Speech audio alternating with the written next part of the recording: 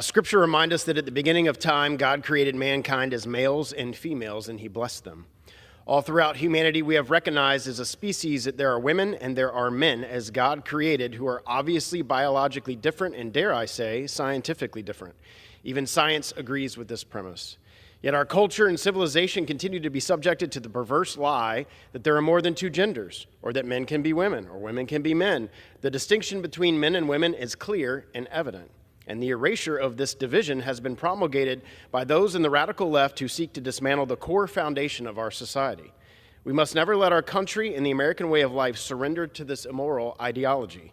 What a shame it is that over the last several years, the radical left has tried to corrupt the minds of many Americans with the ideology that gender is just a spectrum, that it's fluid. You can be whatever you want, whenever you want, depending on how you feel.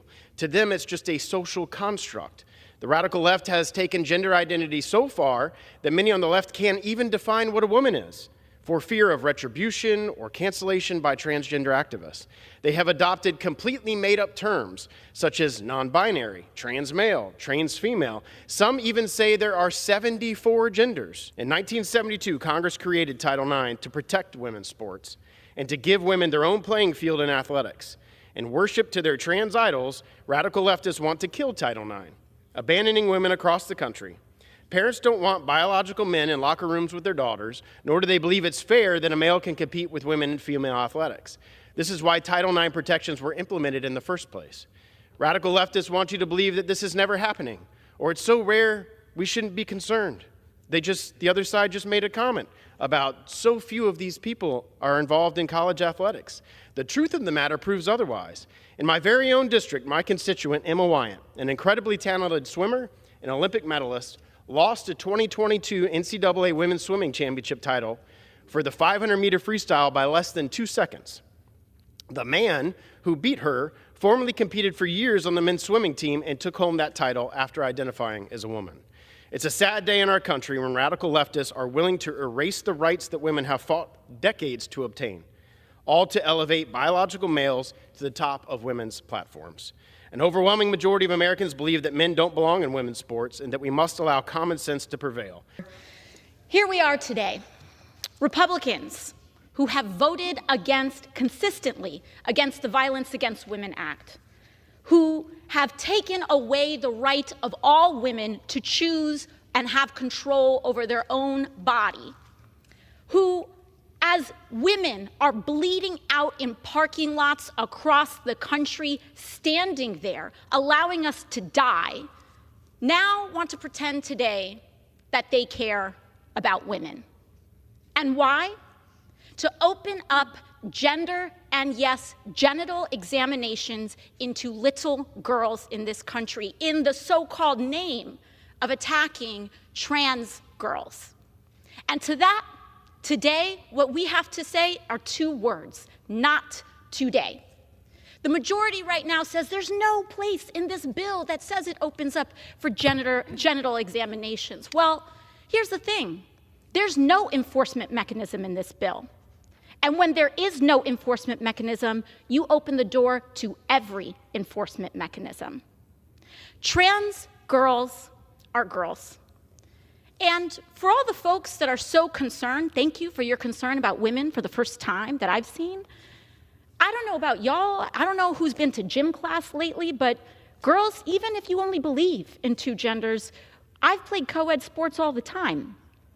But what this also opens the door for is for women to try to perform a very specific kind of femininity for the very kind of men who are drafting this bill, and to open up questioning of who is a woman because of how we look, how we present ourselves, and yes, what we choose to do with our bodies.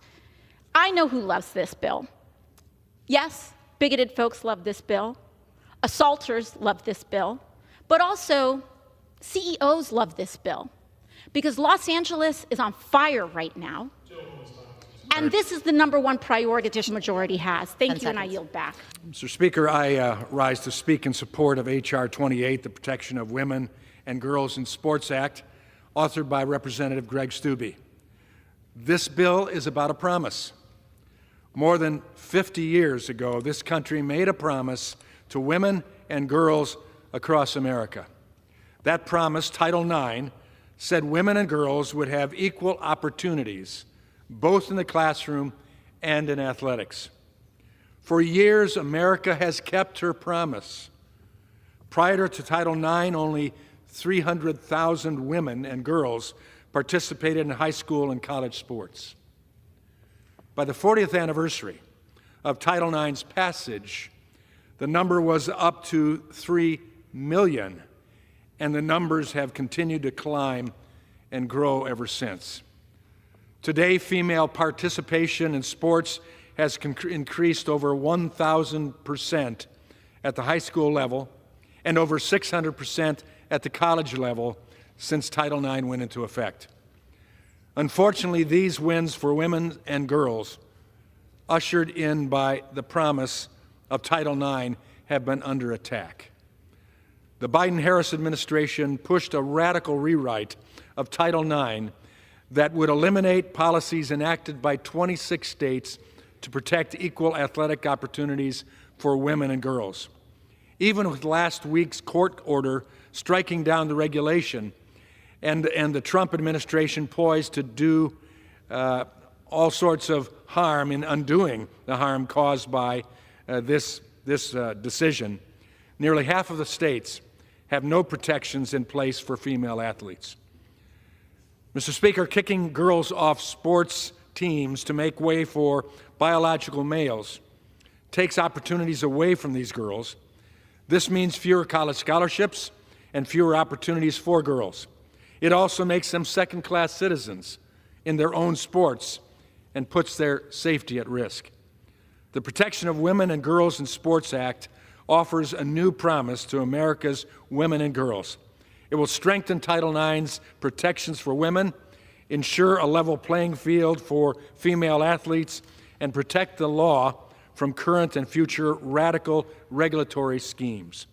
I urge my colleagues to support this bill, and I reserve the balance of my time. The gentleman from Michigan reserves. The gentlewoman from Oregon is recognized. Thank you, Mr. Speaker. I rise today in strong opposition to the so-called Protection of Women and Girls in Sports Act, a bill that will actually do the opposite and make sports more dangerous for women and girls. In fact, this bill will empower child predators, putting students across the country at increased risk. This is a one-size-fits-all bill that would apply equally to every sport, from K-12 schools to colleges. Currently, schools, parents, and communities manage youth sports leagues and write rules about who can participate in different sports at different levels.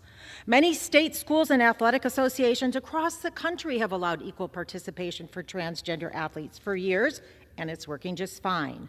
This legislation would revoke all federal funding from schools that include transgender students on girls' and women's sports teams, and this is damaging and discriminatory to transgender students who benefit, as all students do, from participating in school sports, and also damaging to the entire school that's threatened because federal funding benefits all students. Keep in mind, colleagues, that as of last month, of the approximately 510,000 athletes who play at the NCAA level, 10 are transgender. Not 10,000, 10 out of 510,000. Transgender students, like all students, they deserve the same opportunity as their peers to learn teamwork, to find belonging, and to grow into well-rounded adults through sports. Childhood and adolescence, there are important times for growth and development, and sports help students form healthy habits and develop strong social and emotional skills. Sports provide meaningful opportunities for kids to feel confident in themselves and learn valuable life lessons about teamwork, leadership, and communication. Teams provide a place for kids to make friends and build relationships. Yet my colleagues across the aisle want to take these opportunities away from certain children. That's discriminatory and it's wrong. And my colleagues are apparently so afraid of people who are different from them that they've manufactured false and dangerous presumptions based on outdated stereotypes about transgender people, especially transgender women and girls. Additionally, there is no way this so-called protection bill could be enforced without opening the door to harassment and privacy violations. It opens the door to inspection, not protection, of women and girls in sports. Will students have to undergo exams to prove they're a girl? We're already seeing examples of harassment and questioning of girls who may not conform to stereotypical feminine roles. Will they be subject to demands for medical tests, private information? That's intrusive, offensive, and unacceptable, especially from a party of limited government. I want to be very clear. There are real problems harming women and girls in sports, but transgender students are not why. Today, we should be working to solve the real pervasive problems in athletics that deter women and girls from participating, including sexual harassment and assault, lack of equal resources, and pay inequality. We should be working on those issues and also on the issues that improve the lives of the people we represent back home, like increasing access to affordable health care and housing, lowering costs for everyday Americans, and fighting the climate crisis. But instead, here we are again.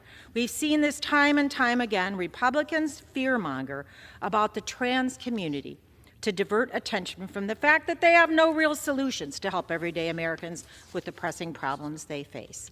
We must not discriminate against kids because of who they are.